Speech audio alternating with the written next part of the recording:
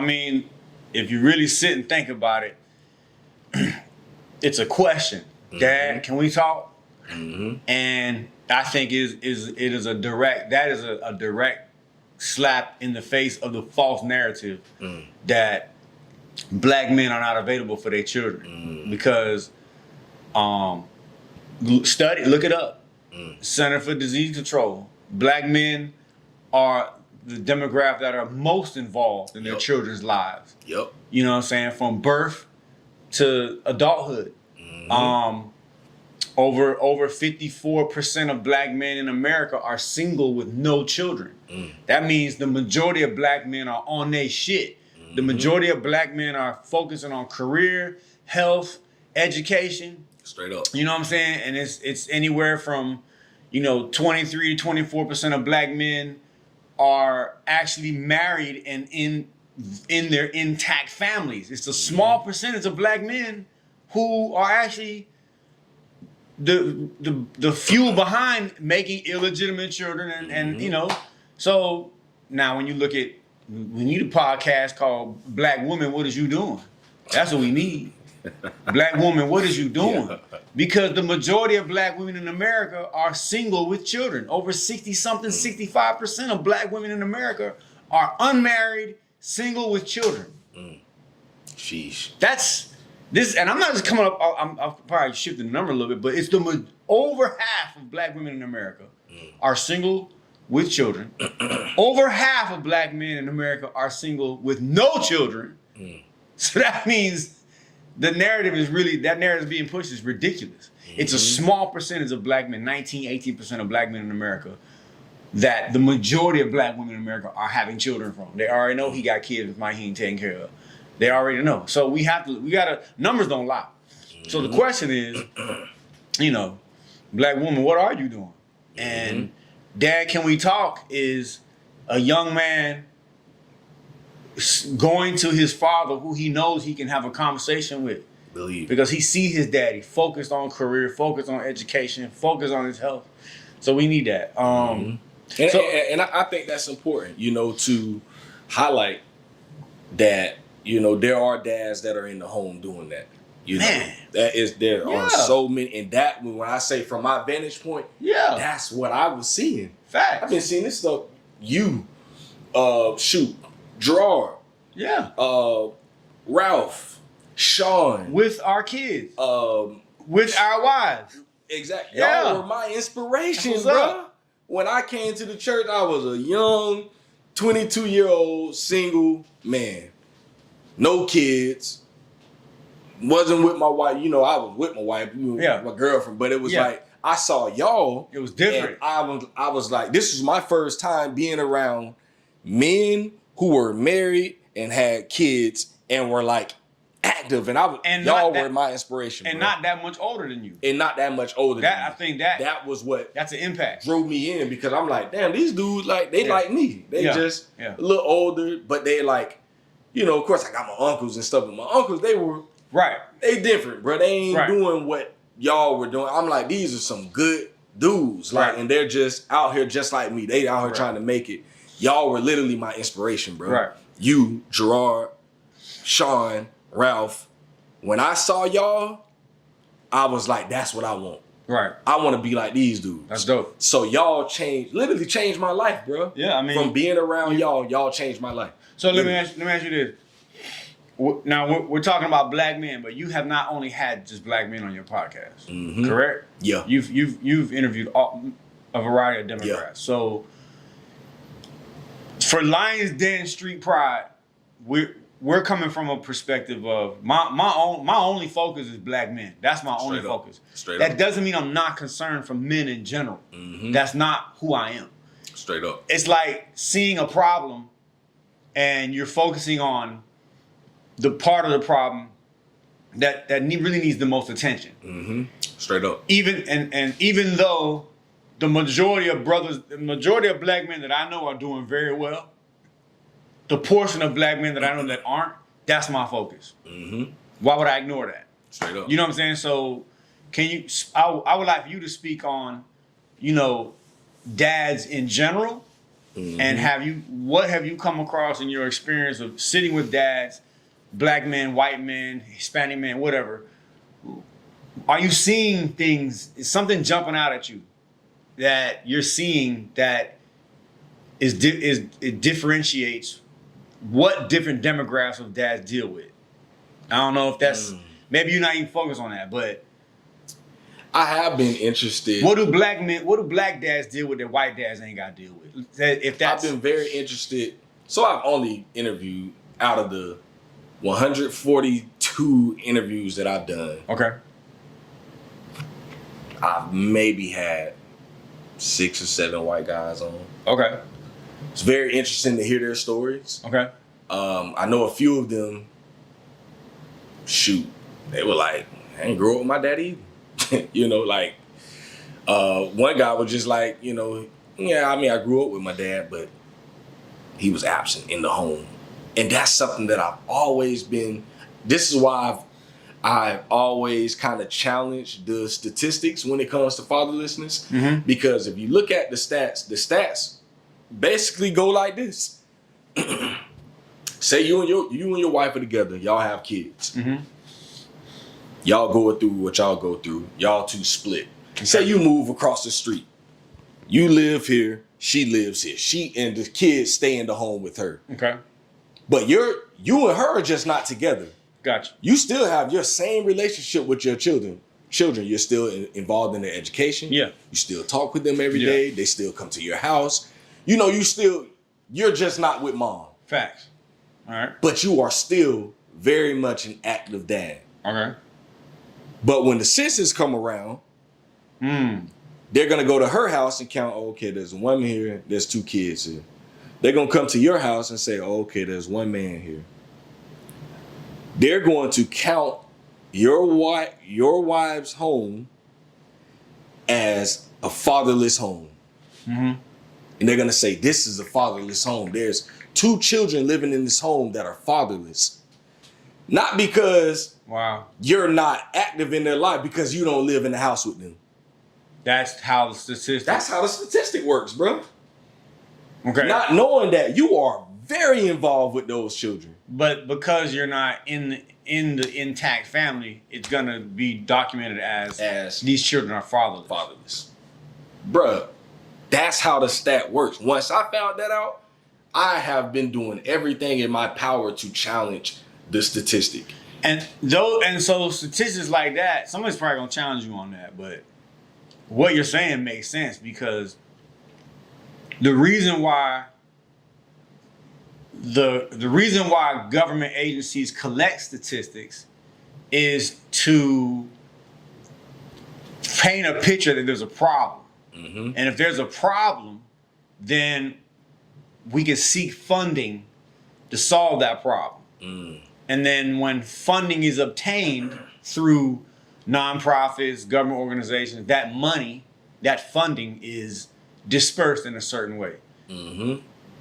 And wherever you got people and money involved, you got corruption. Mm-hmm. So one thing that I used to tell brothers all the time, I still tell them, but why I talk about all the time, in law enforcement, when law enforcement agencies collect data based on the police reports, right? So as long as you have crime in a particular region, you have problems. And within law enforcement agencies, there's a data collection department. They take that data, murder, rape, robbery, kidnapping, gun possession, whatever, drug sales. That data is sent to federal government. They look at this data and say, hey, this particular part of the country has an issue with such and such. Let's send funding that way to help them solve the crime. It never gets solved. So statistics are going to be skewed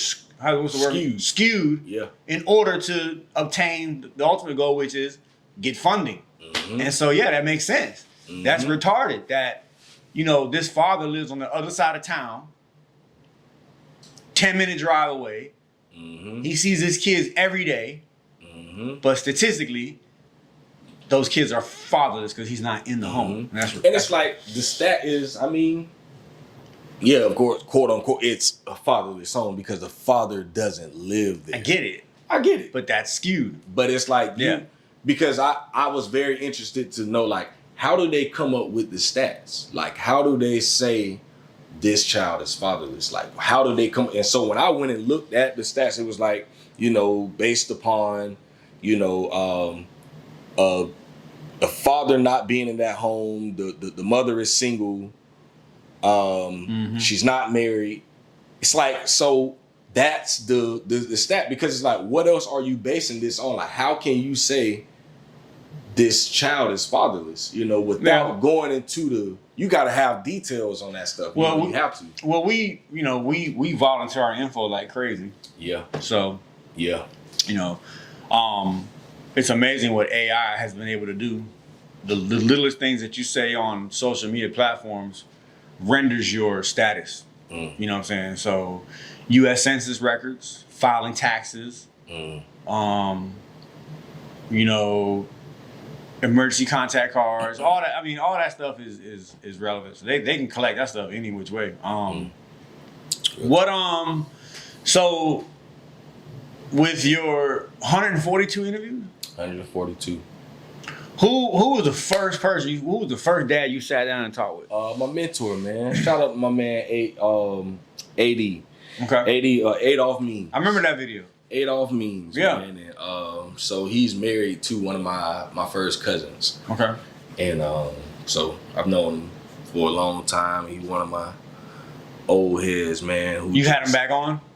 I haven't, and I really want to get him back on, man, because very, very mild man, a chill guy, you know, real quiet. But when he talk to you, he giving you straight game. That's real. You know, if he in a room, you might not never hear his voice. But if you sit next to him, you all right? Yeah. Good? You know, yeah. What's going on? Solid brother.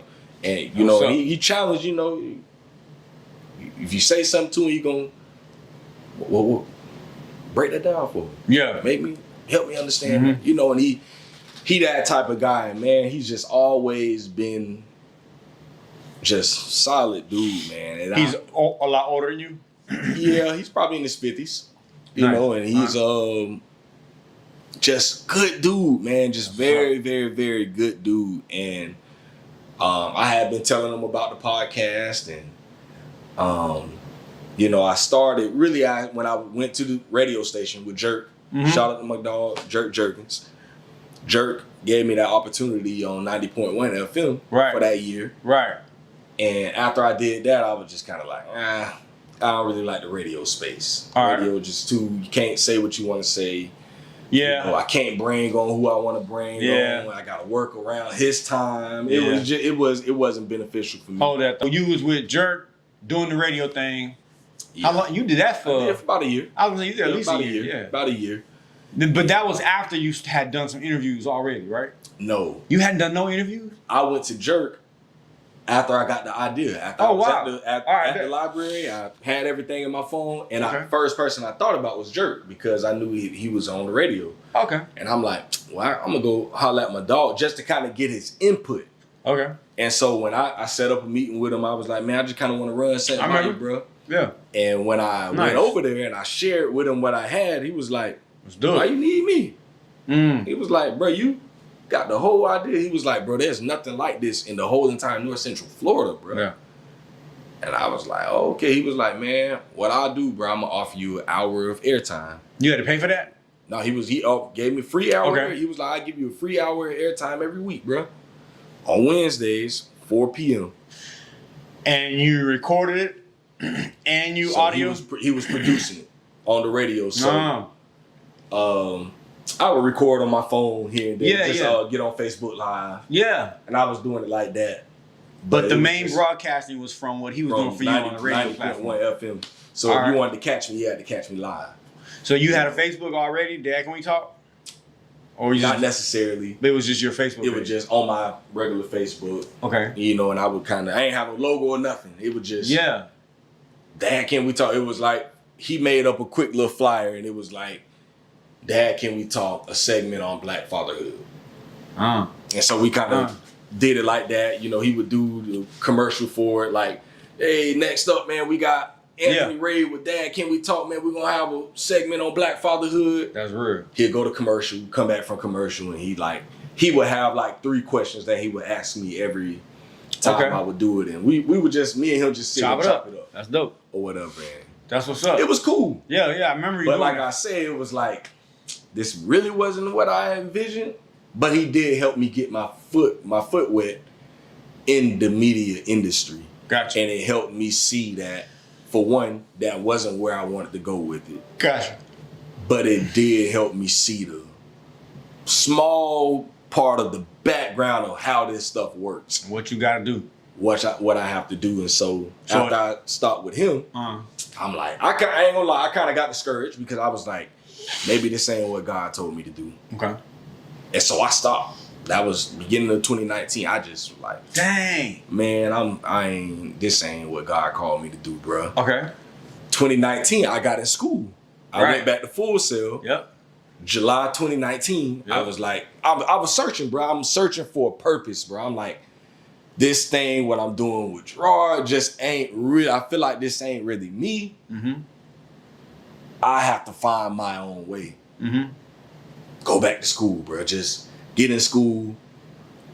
I talked with the people. They told me about the media communications program. And they was like, I think it'll be good for you.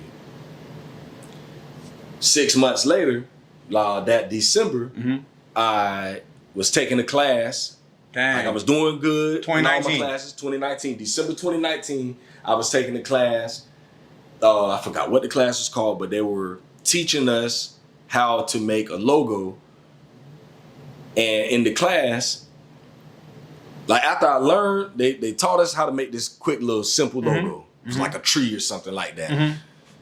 And we were basically like, create a logo for a business, put this logo on a magazine, put this logo on these different things. So they were teaching us how to create a logo and how you can use a logo to brand. Yeah.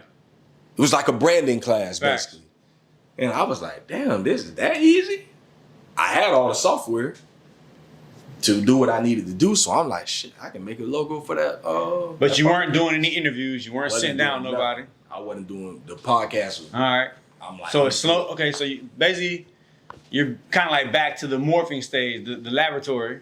Back to the lab. All right. When I made that logo in that class, I can make a logo for that podcast that I've always wanted to do.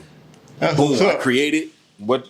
Well, yeah. I ain't gonna say this. I know. I remember. The first version I remember it was, and this goes back to reaching out to Black. I was about Black fatherhood. Absolutely. So the first iteration of this logo was like, there was a mic coming down. Mm-hmm. Looked like one of the mics that rap mics. Like a rap mic. Yeah. And there were 2 white guys basically standing in suits like this. But it was black silhouettes still. Black silhouettes. Yeah. But you could tell it was white, just from the hair, you could tell they were white men. They were standing like this. And the first interview that I did on episode 1, if you go to Apple Podcasts and you go to my first episode, you will see the logo on there. Yeah.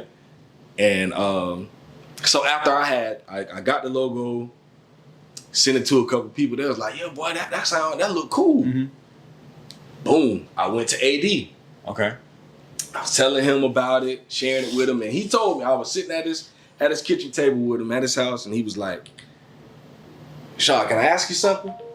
I was like, "Yeah." He was like, "Why you always be talking about it and you don't do it? What's gonna get you to start?" And no, he was like, "Why aren't you starting it? Man, you got all these ideas, but you ain't starting." That's heavy. And I was like, honestly, I don't know, bro. And I was like, well, you know what? Be my first guest. Like, be my first. And he was like, bro, give me a time and a date, bro. That's what's up. You gotta quit talking about it, man. You gotta do it. That's real. And he just challenged me, and I it was a challenge that I needed. And man, I gave him a time and date, February 2020. So I created the logo December 2019, February 2020. Boom. First episode recorded. I had my computer at the time. I wasn't even doing video. I just had my MacBook, And I went to Best Buy and I bought a mic. So you're just doing audio? Just straight audio. Because really that's what podcasting was. Yeah. Straight audio. But you weren't recording, I mean, you weren't going live on Facebook, you weren't doing none of that. I just got the mic, connected to my MacBook. I had the software and everything to do what I needed to do. Adobe Audition. Boom. Boom. Sat at his kitchen table, put the mic in between us. And had a conversation. Had a conversation. And that's how it began. And after I released that interview, I looked at the logo and I'm like, this don't represent what I wanted to represent, bro. Gotcha. Because that's something that I learned in my branding class. Like, yeah. Who is your target audience? My target audience was black men, black fathers. What would grab the attention of a black man? That's where the colors came in at. Fact. The green was to represent success, the success of black men. Mm-hmm. The red was to represent I'm looking at the flag right there. Mm-hmm. Literally, that was it. Mm-hmm. The red was to represent the sacrifice that black men make. Wow. The yellow was to represent our godly nature. Mm. You know, the godly nature of black men. That's what's up. Put all that in, change the silhouette, and you see they look like black men, right? Facts. That's how we sit, you know. Facts. The whole essence of these two men. I ain't tripping, bro. That's us. That's real. I got a stool, made it like they're sitting on a stool, put a table on there with the two mics. Simple. With the fist on there. Come on. That's us. Yeah. And I was like, this represents black fatherhood. Come on, bro. Dad, can we tell? And bro, from that point on, I ran with it. I say, nah, this look like us. This us. This is who, like, everything that Dad, Can We Talk stands for. This was like by dads, for dad. I want this to embody who we are and what we are. Truly, man. That's truly. And I said, I am going to change the narrative of black fatherhood. Yeah.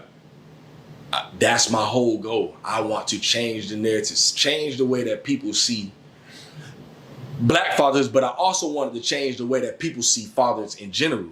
Because that was something that bothered me also. You Absolutely, know, bro. If you look at cartoons, movies, TV shows, what does the dad usually look like?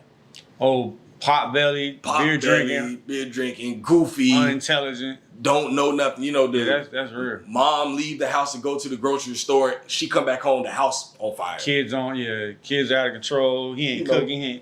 You know, it's like that's intentional, straight up. That was something. It bothered me because from my vantage point, again, that ain't what that ain't what I'm seeing. Straight up. I ain't like that. No. At my house, I can cook, I can clean. Come on. You know, man, my wife can go wherever she wanna. Man, do what you do, bro. Them kids gonna be good. We good, yeah. Oh, mine gonna be taken care of. Yeah. You know, I'm gonna discipline them. I know how to teach my children. I know how to handle my babies. I can change a diaper. I know how to fix a bottle. I know how to make sure they good. If they sick, I know how to, you know, check the temperature. I know how to diagnose my kids and say something ain't right. Yeah. You know, I know the opposite of what's expected. Yeah, it's like I mean, of course my wife got we a team, but it's like if she's not there, I know how to take care of my kids. Ain't gonna miss a beat. Ain't gonna like, well, let me check on Shaw, make sure them kids good. Nah, man, you ain't gotta check on a thing. Right. The baby's gonna be taken care of. If there ain't nothing else taken care of, they're gonna be good. And so I wanted to make sure that people knew that, man, as dads, we ain't stupid, bro. No. Y'all gotta quit looking at us like that. Right. Y'all gotta quit making it like we don't know what we doing out here. Again, that